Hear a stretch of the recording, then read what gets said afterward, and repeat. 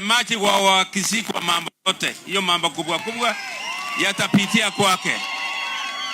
Na tunataka tupeane yeye kwa wale principles wa United Opposition wampokee, tuwapatie wampeleke Kenya sasa. Kwa hivyo mtakuja na yeye tafadhali.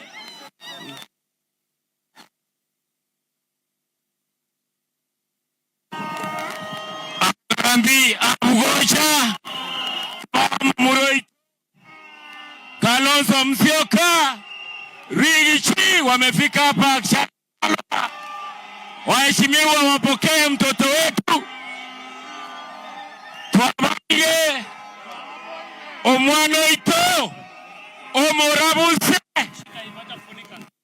Twabaire Omwana ito Omurabuse, tumewapatia kijana wetu.